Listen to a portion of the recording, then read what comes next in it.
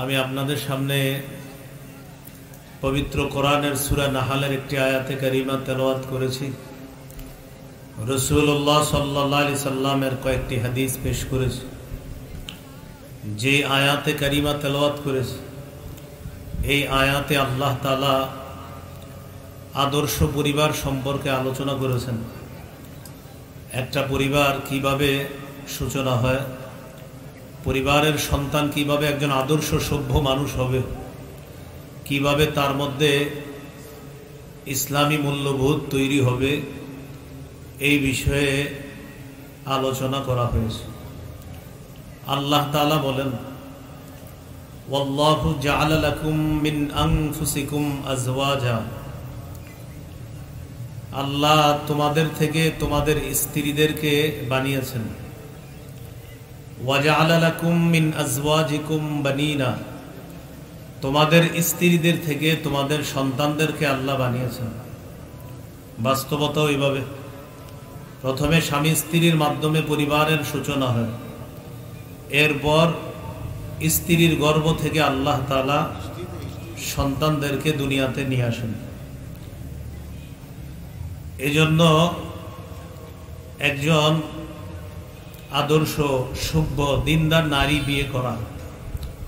রাসূলুল্লাহ সাল্লাল্লাহু আলাইহি সাল্লাম বলেন, তুনকাহুল মারআতু লিআরবাইন লিমালিহা ওয়া লিহাসাবিহা ওয়া লিজামালিহা ওয়া লিদীনিহা, একজন নারীকে বিয়ে করা হবে চারটি বিষয়ের প্রতি লক্ষ্য রেখে। সম্পদ দেখা হবে, বংশ দেখা হবে, সৌন্দর্যতা দেখা হবে, 4 নাম্বার দিনদারিতা দেখা হবে। আমাদের সমাজ প্রথম 3টা দেখে, 4 নাম্বারটা দেখে না। সম্পদ দেখে, বংশ দেখে, সৌন্দর্যতা দেখে, 4 নাম্বার হলো দিনদারিতা।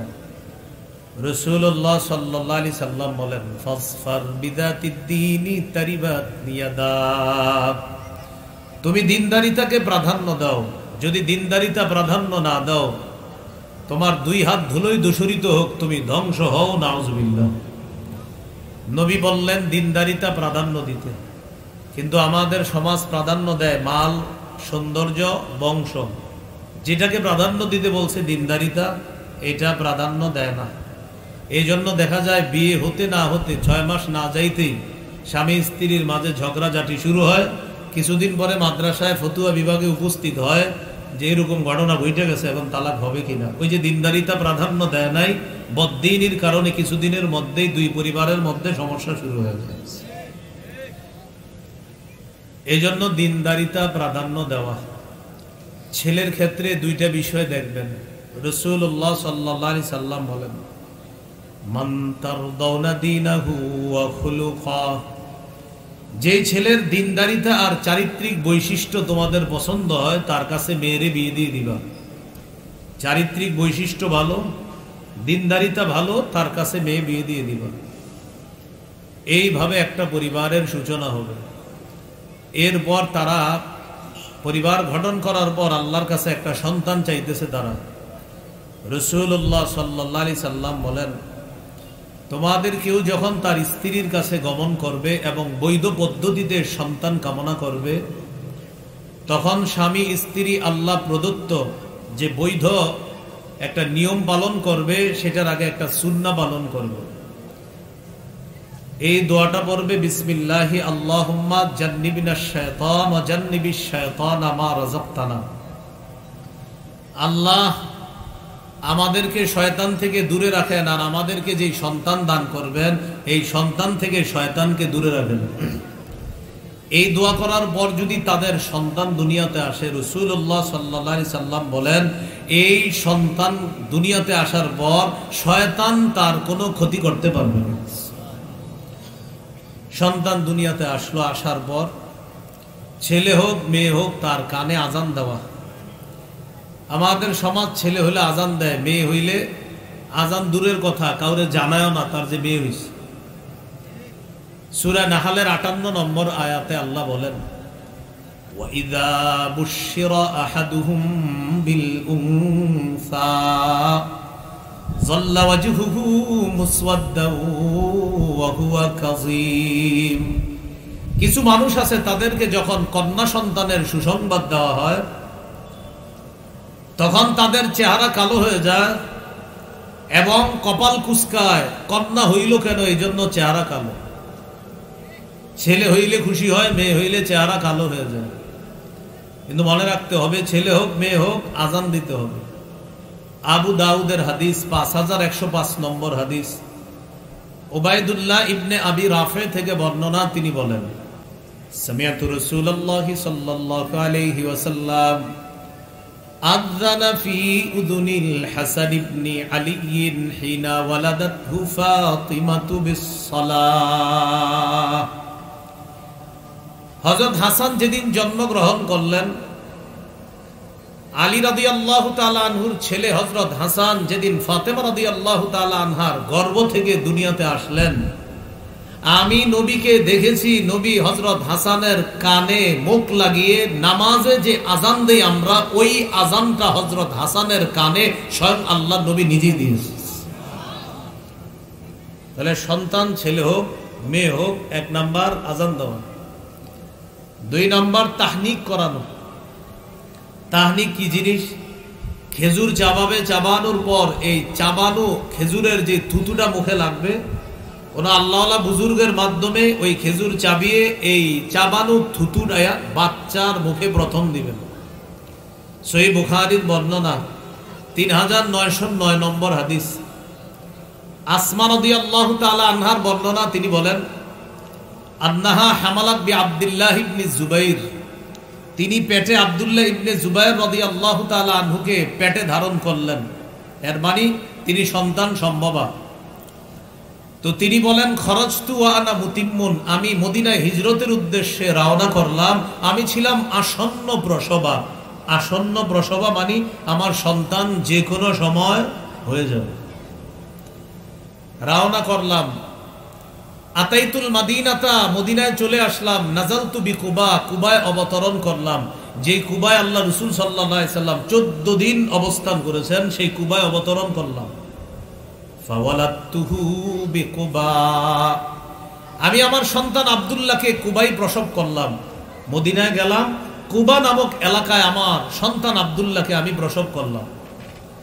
আব্দুল্লাহকে প্রসব করার পর ফাতাইতু বিহিন নবী সাল্লাল্লাহু আলাইহি ওয়াসাল্লাম ফাওয়াদাতুহু ফি হাজরিহি, আমার ছেলেকে আল্লাহ রাসূলের কাছে নিয়ে আসলাম। আনার পর নবীর কোলে দিলাম আমার ছেলেকে। সুম্মা দাআ বিতামরা, রাসূলুল্লাহ সাল্লাল্লাহু আলাইহি সাল্লাম খেজুর আনলেন। ফামাদাগহা, খেজুর চাবাইলেন। চাবানোর পর খেজুর চাবানো যে থুতুটা মুখের মধ্যে আছে, ওই থুতুটা আব্দুল্লাহর মুখের মধ্যে আল্লাহ রাসূল দিয়ে দিলেন। সুম্মা তাফালা ফি ফিহি, আল্লাহ রাসূলের চাবানো থুতু আব্দুল্লাহর মুখে দিয়ে দিলেন। আব্দুল্লাহ ইবনে জুবাইরের মা আসমা রাদিয়াল্লাহু তাআলা আনহা বলেন, ফাকানা আউওয়ালা শাইইন দাখালা জাওফা আব্দুল্লাহ রিকু রাসূলিল্লাহি সাল্লাল্লাহু আলাইহি সাল্লাম, আমার ছেলে আব্দুল্লাহর পেটে সর্বপ্রথম পৃথিবীর যে খাদ্যটা গিয়েছে সেটা হলো আল্লাহ রাসূলের থুতু মুবারক আমার ছেলের পেটে সর্বপ্রথম গিয়েছে। সুম্মা হান্নাকাহু বিতামরা, এরপর রাসূল সাল্লাল্লাহু আলাইহি সাল্লাম চাবানো খেজুরের সামান্য অংশ আমার ছেলের মুখের ভিতরে তালুর মধ্যে লাগিয়ে দিয়েছে। তাহলে মনে রাখবেন, তাহনিক বলা হয় খেজুর চাবানো থুতু প্রথমে বাচ্চার মুখে দিবে, এরপর চাবানো খেজুরের সামান্য অংশ বাচ্চার মুখের ভিতরে এই উপরের তালুর মধ্যে লাগায় দেওয়া, এটাকে বলা হয় তাহনিক। বাচ্চা হওয়ার পর 2 নম্বর করণীয়, অভিভাবক যারা এটা করবেন, ছেলে হোক মেয়ে হোক, কোন আল্লাহওয়ালা বুজুর্গের মুখ থেকে খেজুর চাবানো থুতুটা বা খেজুরের সামান্য অংশ বাচ্চার মুখে দেওয়ার চেষ্টা করবেন। আল্লাহ মনে রেখে আমল করার তৌফিক দান করেন। 3 নম্বর কাজ, যার সন্তান হবে তাকে আমরা দেখতে গেলে ওই সন্তান আর সন্তানের মা বাবার জন্য বরকতের দোয়া করব। আবু দাউদের হাদিস 5106 নম্বর হাদিস। আয়েশা সিদ্দিকা রাদিয়াল্লাহু তাআলা আনহার বর্ণনা, তিনি বলেন, কানা রাসূলুল্লাহ সাল্লাল্লাহু আলাইহি ওয়াসাল্লাম ইউতা বিস-সিবয়ান ফায়াদউ লাহুম বিল বারাকা রাসূলুল্লাহ সাল্লাল্লাহু আলাইহি সাল্লামের কাছে নবজাতক শিশুদেরকে, বাচ্চাদেরকে আনা হতো, আল্লাহ রাসূল তাদের জন্য বরকতের দোয়া করতেন। এই এলাকার কারো সন্তান হওয়ার পর এই পাশে মাদ্রাসা আছে, এখানে নিয়ে আসবেন, শাইখুল হাদিস মুহাদ্দিস মুফতি সাহেবের কাছে দোয়া চাইবেন, হুজুর নতুন সন্তান, দোয়া করে দেন। ওই আলেম হুজুর বা আমরা তার জন্য এইভাবে দোয়া করব। প্রথমে আরবিটা শিখি, পরে আমি বাংলাটা বলে দিচ্ছি, আমার সাথে সবাই বলেন, জাআলাহুল্লাহু, বলেন, মুবারাকান আলাইকা ওয়া আলা উম্মতি মুহাম্মাদিন সাল্লাল্লাহু আলাইহি ওয়াসাল্লাম। আল্লাহ তাআলা এই নবজাতক শিশুকে তোমার জন্য এবং সমস্ত উম্মতে মুহাম্মদীর জন্য বরকতের কারণ বানাক। এই দোয়াটা নবজাতকের জন্য করা, তার বাবার জন্য করা। তোমার যে নবজাতক শিশু দুনিয়াতে আসছে, আল্লাহ তাআলা তোমার এই সন্তানকে তোমার জন্য আর গোটা উম্মতে মুহাম্মদীর জন্য যেন আল্লাহ বরকত বানায় দেয়। এই দোয়াটা আমরা যারা নবজাতককে দেখব তারা এই দোয়াটা করব। এটা হলো 3 নম্বর কাজ। 4 নম্বর, শিশু সন্তানের কান্নাকে গুরুত্ব দেওয়া। সহিহ বুখারীর বর্ণনা 868 নম্বর হাদিস, 868 মানে 868। এই হাদিসের মধ্যে আসছে রাসূলুল্লাহ সাল্লাল্লাহু আলাইহি সাল্লাম বলেন, ইন্নী লাআকুমু ইলাস সালাহ ফাউরিদু আন উতাওবিলা ফিহা ফাআতাজাওয়াজু ফিহা ফাআসমাউ বুকাআস সাবিয়্যি ফাআতাজাওয়াজু ফিহা কারাহিয়াতান আন আশুক্কা আলা উম্মিহি। রাসূলুল্লাহ সাল্লাল্লাহু আলাইহি সাল্লাম বলেন, আমি নামাজে দাঁড়াই, নামাজে দাঁড়ানোর পর লম্বা কেরাত পড়ার নিয়ত করি। ফাসমাউ বুকাআস সাবিয়্যি, নামাজে আমি দাঁড়ানোর পর যখন লম্বা কেরাত পড়ার নিয়ত করি, তখন যদি কোনো শিশুর কান্নার আওয়াজ শুনি, আমি তাড়াতাড়ি কেরাত সংক্ষিপ্ত করি। কেন? শিশুর মায়ের যেন কষ্ট না হয়, আর শিশুর যেন কষ্ট না হয়। আল্লাহর নবী শিশুর কান্নাকে গুরুত্ব দিতে গিয়ে লম্বা কেরাতের নিয়ত পরিবর্তন করে, কেরাত সংক্ষিপ্ত করে, যেন শিশু আর শিশুর মায়ের কষ্ট না হয়।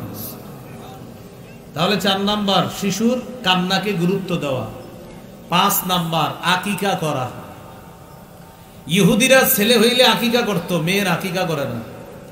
রাসূলুল্লাহ সাল্লাল্লাহু আলাইহি সাল্লাম বলেন, ইন্নাল ইয়াহুদা তাউক্কু আনিল গুলাব ওয়ালা তাউক্কু আনিল জারিয়া।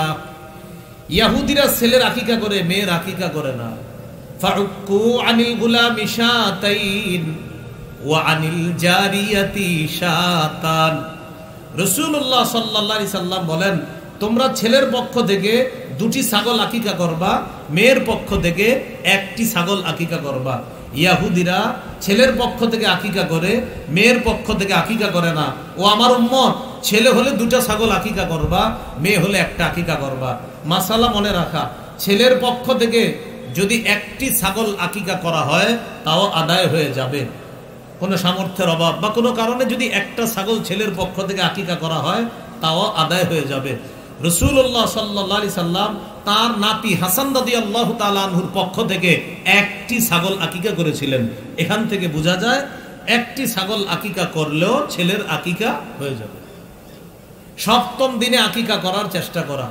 নাসাইর বর্ণনা 4220 নম্বর হাদিস। এই হাদিসের মধ্যে আছে রাসূলুল্লাহ সাল্লাল্লাহু আলাইহি সাল্লাম বলেন, কুল্লু গুলামিন রাহিনুন বিআকিকাতিহি তুযবাহু আনহু ইয়াওমা সাবিহি। প্রত্যেক নবজাতক তার আকিকার সাথে আবদ্ধ থাকে। 7ম দিনে এই নবজাতকের পক্ষ থেকে একটি পশু জবাই করা হবে। ওয়া ইউহলাকু রাসুহু, তার মাথা মুন্ডন করা হবে। ওয়া ইউসাম্মা, তার নাম রাখা হবে। তাহলে 7ম দিনে পশু জবাই করা, মাথা মুন্ডন করা, নাম রাখা। মাথা মুন্ডন করার ক্ষেত্রে একটা কথা আমরা সবাই মনে রাখবো, যেটা তিরমিজিতে আসছে 1519 নম্বর হাদিস। রাসূলুল্লাহ সাল্লাল্লাহু আলাইহি সাল্লাম তার মেয়ে ফাতেমা রাদিয়াল্লাহু তাআলা আনহাকে বললেন, ফাতেমা ইহলিকি রাসা, হাসানের মাথা মুন্ডন করার পর চুলগুলা ওজন করবা। ওয়া তাসাদ্দাকি বিজিনাতি শা'রিহি ফিদ্দাতান, হাসানের চুলগুলা 7ম দিনে মুন্ডন করার পর এই চুলগুলা ওজন করবা। ওজন করার পর সমপরিমাণ রূপা সদকা করে দিবা। আলী রাদিয়াল্লাহু তাআলা আনহু বলেন, ফাওয়াজানতুহু ফাকানা ওয়াজনুহু দিরহামান আও বা'দা দিরহাম। আমি আমার ছেলে হাসানের চুলগুলা ওজন করলাম, ওজন করার পর দেখি 1 দিরহাম অথবা 1 দিরহামের কাছাকাছি হয়েছে। আপনার সন্তানের নবজাতক শিশুর 7ম দিনের চুলটা একটা টিস্যুর মধ্যে রেখে দিবেন, বাজারে নিয়ে যাবেন, স্বর্ণকারের দোকানে গিয়ে বলবেন এই চুলের সাথে রূপার ওজন দাও। ওজন দেওয়ার পর যেই পরিমাণ রূপা হবে এই পরিমাণ রূপা সদকা করে দিবেন। যদি আপনি রূপা সদকা না করেন, সমপরিমাণ টাকা সদকা করে দিবেন। রূপা অথবা রূপার সমপরিমাণ টাকা সদকা করে দিবেন। এ হলো 5 নাম্বার কাজ, আকিকা করা। মাথা মুন্ডন করার ক্ষেত্রে একটা কথা মনে রাখা, কিছু অংশের চুল রেখা আর বাকি অংশ মুন্ডন করা এটা নিষেধ। আমার সাথে বলেন, বলেন কাজা, বলেন সবাই বলেন কাজা। কাজা কাকে বলে বলতেছি আমি। নাহা রাসূলুল্লাহ সাল্লাল্লাহু আলাইহি ওয়াসাল্লাম আনিল কাজা। রাসূলুল্লাহ সাল্লাল্লাহু আলাইহি সাল্লাম কাজা করতে নিষেধ করেছেন। কাজা কি জিনিস? নবী বলেন আইয়ুহলাকা রাসুহু মাকানুন ওয়া ইউতরাকা মাকান। কিছু অংশের চুল রাখা আর কিছু অংশ মুন্ডন করা, এটাকে বলা হয় কাজা। আমাদের শিশুরা কাজা না করলেও ইদানিং কালে বড়রা কাজা করে। অনেক ছেলেরা মোটরসাইকেল চালায়, দেখবেন কিছু চুল আছে আর কিছু চুল নাই, এটাকে বলা হয় কাজা। এটা নিষেধ, এটা করা যাবে না। কেমন দেখা যায়, হ্যাঁ, চুল কিছু রাখে আর চুল নাই কোথায় জানে, এই কাজা করা নিষেধ। তাহলে 5 নাম্বার আকিকা করা। 6 নাম্বার সুন্দর নাম রাখা, এটা গুরুত্বপূর্ণ বিষয়। আন্দাজি খালি নাম রেখে দিয়েন না, আলেমদের সাথে পরামর্শ করে নাম রাখবেন। আব্দুল্লাহ ইবনে আব্বাস রাদিয়াল্লাহু তাআলা আনহুমার বর্ণনা, তিনি বলেন সাহাবায়ে কেরাম রাসূলুল্লাহ সাল্লাল্লাহু আলাইহি সাল্লামকে জিজ্ঞাসা করলেন, কদ আলিমনা হাক্কাল ওয়ালিদি ফামা হাক্কুল ওয়ালাদি ইয়া রাসূলুল্লাহ। ওগো আল্লাহর রাসূল, আমরা পিতা মাতার হক জানি, ছেলেমেয়ের হক কি আপনার কাছে জানতে চাই। পিতামাতার হক তো অনেক ওয়াজ জানি আমরা, কিন্তু ছেলেমেয়ের হক কি একটা বাবার জন্য এটা জানতে চাই। فقال رسول الله صلى الله عليه وسلم أن يحسن اسما ويحسن أدبا। একটা নবজাতক তার বাবা মায়ের কাছে পাওনা, এই নবজাতকের সুন্দর নাম রাখবে আর তাকে সুন্দর শিষ্টাচার শিক্ষা দিয়ে তাকে বড় করবে। এটা একজন শিশু তার মা বাবার কাছে পাওনা। যারা ছোটবেলা থেকে তাকে জিন্সের প্যান্ট পরান আর শার্ট পরান, একটা বাচ্চা মেয়েকে আপনি প্যান্ট পরালেন আর শার্ট পরালেন, এটা কি আপনার সন্তান আপনার কাছে পাওনা? বলেন সবাই। জিনা আসতে হইছে, বলেন সবাই। যারা পরান তারাও বলেন, এটা কি আপনার কাছে পাওনা? নবী বলছে শিষ্টাচার শিক্ষা দেওয়া, এটা পাওনা। সুন্দর নাম কেন রাখবেন, একটা হাদিস শুনলে বিষয়টা বুঝে আসবে। আগে আমার সাথে বলেন, বলেন হাজনুন, অর্থ দুঃখ। বলেন তো হাজনুন অর্থ কি? এক ব্যক্তির নাম হাজনুন। সহিহ বুখারী 6193 নম্বর হাদিস। সহিহ বুখারী 6193 নম্বর হাদিস। সাঈদ ইবনুল মুসাইয়াব রাহমাতুল্লাহি আলাইহি, তার দাদার নাম হাজনুন, অনেক বড় আলেম, অনেক বড় তাবি। তিনি বলেন আমার দাদা হাজনুন কাদিমা আলা রাসূলিল্লাহ সাল্লাল্লাহু আলাইহি সাল্লাম। আমার দাদা হাজনুন মানে দুঃখ, নবীজির কাছে গেছে। আমার দাদার নাম হাজনুন, আমার দাদা নবীজির কাছে গেছে। যাওয়ার পর রাসূলুল্লাহ সাল্লাল্লাহু আলাইহি সাল্লাম আমার দাদাকে জিজ্ঞাসা করলেন, মাসমুকা, তোমার নাম কি? আমার দাদা বললেন হাজনুন, আমার নাম দুঃখ, মানে হাজনুন মানে দুঃখ। নবীজি বললেন না না, লা বাল আনতা সাহলুন, তুমি সাহলুন, তুমি সহজ, তুমি ভালো। কি নাম রাখছো? দুঃখ, নাম পাল্টাও। ওই ব্যক্তি জবাব দিলেন, মা আনা বিমুগাইরিন ইসমান সাম্মানি আবি। আমার আব্বা আমার যেই নাম রাখছে এই নাম আমি পরিবর্তন করব না। আমাদের সমাজে এমন মানুষ আছে, একটা আজাইরা নাম রাখে, আলেম ওলামারা যদি বলে ভাই এই নাম রাখেন না, না আব্বার দাদা রাখছে, এটা পাল্টাইতে পারবো না। তো নবীজি বললেন তোমার নাম কি? কয় হাজনুন মানে দুঃখ। নবীজি বলেন না কি দুঃখ, সাহলুন নাম রাখো। তিনি বললেন আমি আমার আব্বার নাম পাল্টাতে পারবো না। নাম পাল্টান নাই। না পাল্টানোর কারণে সাঈদ ইবনুল মুসাইয়াব তিনি বলেন ফামা জালাতিল হুজুনাতু ফিনা বাদু। আমার দাদা নাম না পাল্টানোর কারণে আমাদের বংশে সদা সর্বদা দুঃখ লেগেই থাকতো, দুঃখ লেগেই থাকতো। নবী বলছিলেন নামটা পাল্টাও, পাল্টায় না। আমার দাদার নামের এই প্রভাব পরবর্তী প্রজন্ম ভোগ করতে হয়েছে, আমাদের বংশে খালি দুঃখ লেগে থাকতো। তাহলে বোঝা গেল নামের প্রভাব আছে। নামের কি আছে? প্রভাব। এই যে দেখেন নামের প্রভাব আছে। নবী বললেন কি নাম? দুঃখ। তোর নাম পাল্টাও, পাল্টায় নাই। বংশে সারা জীবন দুঃখ লেগেছিল। এই জন্য সুন্দর নাম রাখা 6 নাম্বার। 7 নাম্বার উপনামে শিশুকে ডাকা। উপনাম কাকে বলে? আবুল কাসেম, আবু উমাইর, এগুলারে বলে উপনাম। তো এগুলো একটা সুন্নাহ, কিন্তু আমাদের দেশে এই সুন্নাহগুলা পালন হয় না। আবু দাউদের হাদিস, রাসূলুল্লাহ সাল্লাল্লাহু আলাইহি সাল্লামের সাহাবী আনাস রাদিয়াল্লাহু তাআলা আনহু বলেন, আমার একটা ছোট ভাই আছে, তার নাম হলো আবু উমাইর, তার উপনাম ইউকান্না আবা উমাইর, আমার ছোট ভাইয়ের উপনাম হলো আবু উমাইর। আবু দাউদে হাদিসটা আছে, 1162 নম্বর হাদিস। ওয়া কানা লাহু নুগারুন, আমার ছোট ভাইয়ের একটা পাখি ছিল, ছোট্ট পাখি। ফামাতা নুগারুহু, আমার ভাইয়ের ছোট পাখিটা মারা গেছে। রাসূলুল্লাহ সাল্লাল্লাহু আলাইহি সাল্লাম আমাদের বাসায় আসলেন, আসার পর দেখে তার মনটা খারাপ। কার? আমার ছোট ভাইয়ের মনটা খারাপ। তার নাম আবু উমাইর, মানে তার উপনাম আবু উমাইর। নবীজি যখন তাকে দেখলেন, রাআহু হাজিনান, সে ব্যথিত, তার মন খারাপ। নবীজি বললেন, কি ব্যাপার, তার কি হয়েছে, মন খারাপ কেন? তো বলা হলো, হুজুর মাতা নুগারুন, তার যে ছোট্ট পাখিটা ছিল এই পাখিটা মারা গেছে। فقال رسول الله صلى الله عليه وسلم يا أبا عمير ما فعل النغير, নবীজি বললেন, ও আবু উমাইর, নুগাইর কি করলো, নুগাইরের কি হলো? নুগাইর মানে ছোট্ট পাখি। নবী নামটা মিলায়া বললেন, দেখেন, ইয়া আবা উমাইর মা ফালান নুগাইর, কি সুন্দরভাবে মিলায়া বলছে। কেন? ওই শিশুটাকে হাসানোর চেষ্টা করলেন, মন খারাপ, পাখি মারা গেছে তো, তাই নবীজি বললেন, ও আবু উমাইর মা ফালান নুগাইর, নুগাইর কি করছে, নুগাইরের কি হয়েছে, এটা বইলা তাকে একটু সান্ত্বনা দেওয়ার চেষ্টা করছে। এখানে দেখেন উপনাম আবু উমাইর, এই উপনামে শিশুকে ডাকা, এটাও শিশুর একটা অধিকার। 8 নাম্বার, শিশু বারবার পড়ে গেলে তাকে বারবার পড়তে দিবেন না, বলে নিবেন, এত বড় পইরা তার হাঁটুতে ব্যথা পাইতে পারে, এই বারবার পড়ে যাওয়ার কারণে হাঁটুতে ব্যথা পেলে সে কষ্ট পাবে, এই জন্য বারবার পড়তে দিয়েন না। আপনি ওরে হাঁটা শিখাইতেছেন, তো এখন এত দূর থেকে বলছেন, আব্বু আসো, হাঁটতে হাঁটতে আসো, আম্মু আসো, তো এত দূর থেকে আসতে আসতে সে বারবার পড়ে যায়। এইভাবে কষ্ট না দেওয়া, মোটামুটি একটা রেঞ্জের মধ্যে রেখা হাঁটা শিখানো। অনেক সময় শিশুরা হাঁটা শিখার পর কি করে, কিছু হাইটা আবার পরে, আবার হাঁটে আবার পরে, এই ক্ষেত্রেও লক্ষ্য রাখা। নবীজি সাল্লাল্লাহু আলাইহি সাল্লাম ভাষণ দিতেছে মসজিদে, খুতবা দিতেছে জুমার দিন। হাসান হুসাইন মসজিদে আসছে, ফায়াসুরানি ওয়া ইয়াকুমান, হাসান হুসাইন বারবার পড়ে যায়, আবার দাঁড়ায়, আবার পড়ে যায়, আবার দাঁড়ায়। নবী খুতবা বন্ধ করে আখযাহুমা, নাতি দুইজনকে জড়ায়া ধরলেন। দুইজনকে জড়ায়া ধরার পর আল্লাহ রাসূল সাল্লাল্লাহু আলাইহি সাল্লাম সাইদা বিহিমাল মিম্বার, দুই নাতিকে কোলে নিয়ে মিম্বরে গিয়ে বাকি খুতবা শেষ করছে। এখান থেকে কি বোঝা যায়, হাঁটা শিখার পর একটু খেয়াল রাখা, যেন বেশি পড়ে না যায়। হাঁটতেছে পড়তেছে, হাঁটতেছে পড়তেছে, বেশি পড়তে দিয়েন না, ব্যথা পাইতে পারে। আল্লাহ রাসূল সাল্লাল্লাহু আলাইহি সাল্লাম নাতি দুইজনকে দেখতেছে, ওরা খালি বারবার হাঁটে পড়ে, হাঁটে পড়ে। নবীজি খুতবা বন্ধ করে তাদেরকে কোলে নিয়ে বাকি খুতবা ওই অবস্থা আল্লাহ রাসূল শেষ করছে। এ হলো 8 নাম্বার।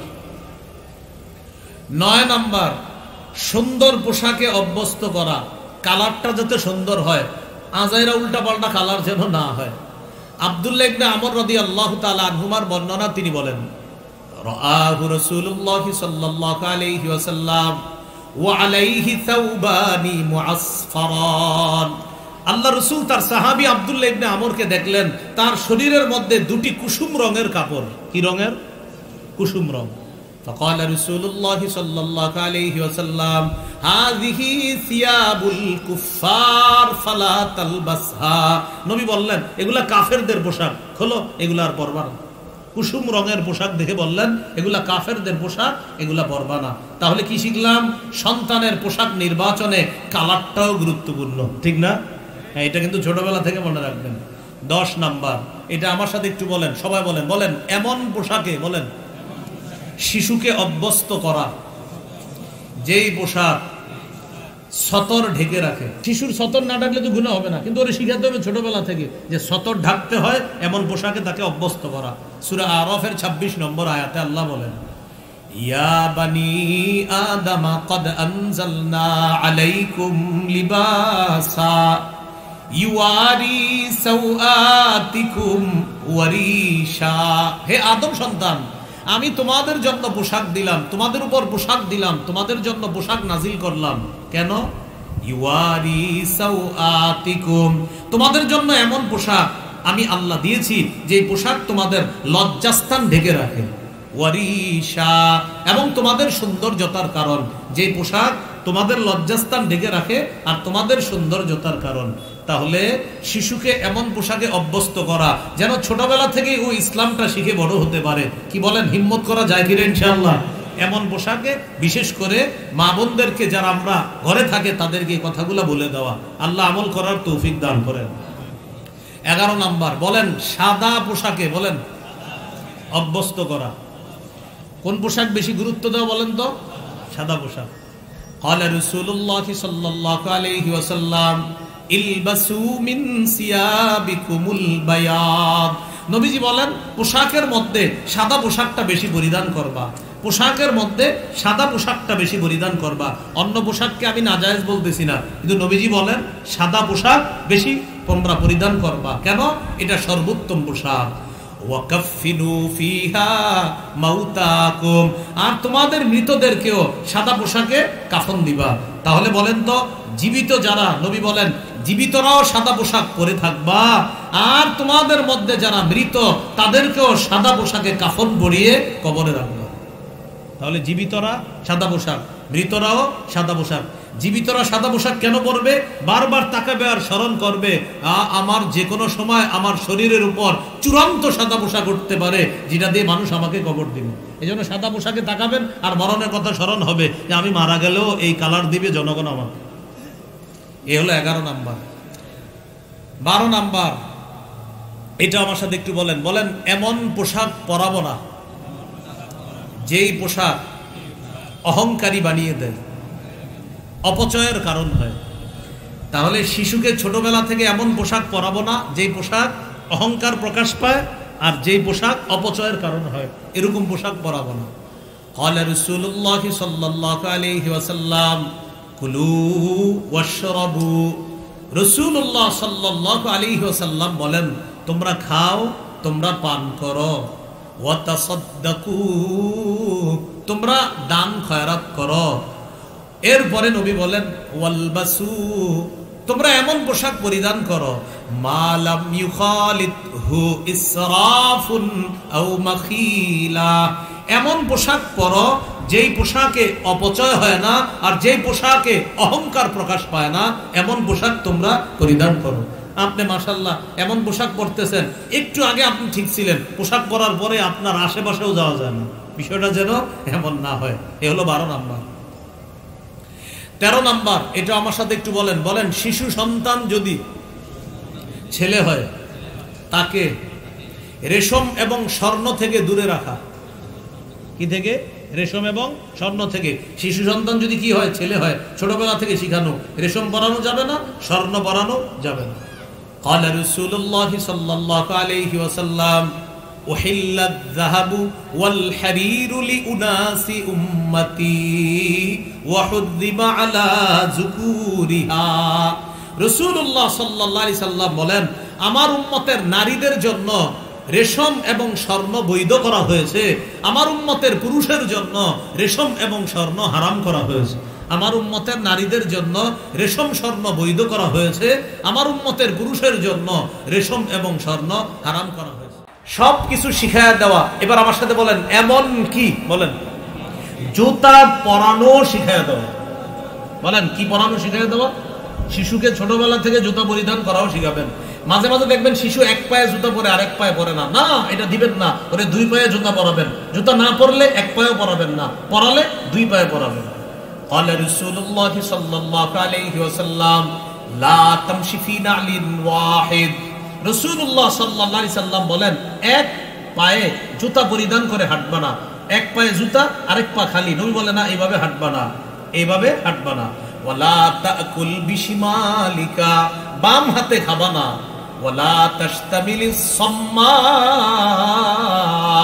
এক কাপড়ে পুরা শরীর ঢাকবা না, মানে এক কাপড় পুরা শরীরে জড়ায় রাখবা না, ভিতরে কিছু রাখেন। বাচ্চা হ্যাঁ অনেক কিছু পরাবেন, এরপরে উপরে কাপড় পরাবেন। নবী বলে এক কাপড়ে পুরা শরীর ঢাকবা না, মানে আপনার ভিতরে কিছু নাই, শুধু একটা কাপড় দিয়ে ঢেকে রাখছেন, এরকম যেন না হয়। ওয়ালা তাদআ ইহদা রিজলাইকা আলাল উখরা ইদা ইসতালকাইতা, এটা গুরুত্বপূর্ণ। বলেন যখন তুমি বলেন চিত হয়ে শোবা, এক পা আরেক পায়ের উপর রাখবা না। হ্যাঁ এইভাবে চিত হয়ে শুয়া পা একটা দাঁড় করা, এক পা আরেক পায়ের উপর রেখে এইভাবে ঝুলাইতে থাকে। নবীজি বলে না, ওয়ালা তাদা ইহদা রিজলাইকা আলাল উখরা ইদা ইসতালকাইতা, যখন চিত হয়ে শুবা এক পা আরেক পায়ের উপর রাখবা না। শিশুকে ছোটবেলা থেকে শিখাবেন চিত হয়ে শোয়ার পর ও যেন এক পা আরেক পায়ের উপর না রাখে, আর উপর হয়ে যেন শিশু না ঘুমায়, ছোটবেলা থেকে শিখাবেন। উপর হয়ে ঘুমানো আল্লাহ পছন্দ করেন না, মনে রাখবেন, উপর হয়ে ঘুমানো আল্লাহ পছন্দ করেন না। আর চিত হয়ে যখন শুবে এক পা আরেক পায়ের উপর রাখার অভ্যাস যেন শিশুর তৈরি না হয়। শিশুর কি বড়রাই কাজ করে, শোয়ার পরে মাশাআল্লাহ টায়ার্ড লাগতেছে, এই জন্য এক পা আরেক পায়ের উপর দিয়ে মোবাইলে কথা হইতে থাকে, এটা করা যাবে না। এ হলো 14 নম্বর। 15 নম্বর, শিশুকে ছোটবেলা থেকে ডান দিকে সব করা শিক্ষা দেওয়া। বুখারীর বর্ণনা 168 নম্বর হাদিস, রাসূলুল্লাহ সাল্লাল্লাহু আলাইহি ওয়াসাল্লামের সব কাজ ছিল ডান দিক থেকে। আয়েশা সিদ্দিকা রাদিয়াল্লাহু তাআলা আনহার বর্ণনা, তিনি বলেন, কানা রাসূলুল্লাহ সাল্লাল্লাহু আলাইহি ওয়াসাল্লাম ইউজিবুহু তায়াম্মুনু ফিত তানাউলি, আল্লাহ রাসূল জুতা পরিধান করতেন, আগে ডান পায়ে জুতা পরতেন। ওয়াত তারাজ্জুলি, চিরুনি দিয়ে মাথা যখন আশ্রাইতেন, চুল আশ্রানোর সময় আগে ডান দিকে করতেন। এরপরে ওয়াতুহুরিহি, পবিত্রতা অর্জন করার সময়, ওযু করার সময় আগে ডান দিক থেকে শুরু করতেন। ওয়াফি শাআনিহি কুল্লিহি, আম্মাজান বলেন শুধু তাই না, নবী জীবনের সব কাজ তিনি ডান দিক থেকে করতেন, আর আল্লাহ ডান দিক থেকে করা পছন্দ করেন। সুবহানাল্লাহ। এ হলো 15 নাম্বার। 16 নাম্বার, এটা একটু বলতে হবে, বলেন শিশুকে তাওহীদের শিক্ষা দেওয়া। বলেন তো প্রিয় ভাইয়ারা, কিসের শিক্ষা দেওয়া? তাওহীদের শিক্ষা দেওয়া। তাওহীদের শিক্ষা ছোটবেলা থেকে দিতে হবে। ও বুঝুক আর না বুঝুক, প্রথমে ওর মাথায় ঢুকায় দেন আল্লাহ ছাড়া কোনো ইলাহ নাই, তুমি যেখানে থাকো আল্লাহকে স্মরণ করবা। এটা আগে ওরে তোতা পাখির মতো মুখস্থ করার, বুঝজ্ঞান হওয়ার পর বুঝাই দিবেন। তিরমিজির হাদিস 2516 নম্বর হাদিস, আব্দুল্লাহ ইবনে আব্বাস রাদিয়াল্লাহু তাআলা আনহুমাকে আল্লাহ রাসূল সাল্লাল্লাহু আলাইহি সাল্লাম বলেন, ইয়া গুলাম উআল্লিমুকা কালিমাত, হে বালক, আমি তোমাকে কিছু বাক্য শিখিয়ে দিচ্ছি, তুমি বাক্যগুলো মুখস্থ রাখবা। ইহফাজিল্লাহ ইয়াহফাজকা, তুমি আল্লাহর বিধিবিধানগুলা সদা সর্বদা রক্ষা করবা, আল্লাহ তোমাকে রক্ষা করবে। সুবহানাল্লাহ। আপনার সন্তানটা স্কুলে যায়, মাদ্রাসা যায়, ছোটবেলায় ওরে বলে দেন, বাবা যেখানে থাকো আল্লাহর বিধানগুলা পালন করবা। কেন? নবী বলেন, ইহফাজিল্লাহ তাজিদহু তুজাহাকা, তুমি আল্লাহর বিধিবিধানগুলা পালনের প্রতি লক্ষ্য রাখবা, তুমি বিপদে আপদে আল্লাহকে সামনে পাইবা, আল্লাহকে সাহায্যকারী হিসাবে পাইবা। ছেলে স্কুলে যাক, ছেলে মাদ্রাসায় যাক, মেয়ে স্কুলে যাক, মাদ্রাসায় যাক, যাওয়ার সময় বলে দিবেন, তুমি যেখানে থাকো সেখানে নামাজের সময় হয়, নামাজটা আদায় করে নাও। হাজারো ব্যস্ততার মাঝে নামাজের কথাটা যেন তুমি ভুলে না যাও, এই শিক্ষা শৈশব থেকে সন্তানকে দেওয়া। মনে থাকবেন ইনশাআল্লাহ। তো রাসূলুল্লাহ সাল্লাল্লাহু আলাইহি সাল্লাম বলেন, শোনো তুমি, লাউ আন্নাল উম্মাতা ইজতামাআত আলা আইয়ানফাউকা লাম ইয়ানফাউকা ইল্লা বিশাইইন ক্বাদ কাতাবাহুল্লাহু লাক, সারা পৃথিবীর সবাই যদি একত্রিত হয় তোমার উপকার করার জন্য, ততটুকু উপকার করতে পারবে যতটুকু আল্লাহ তোমার জন্য লিখে রাখছে।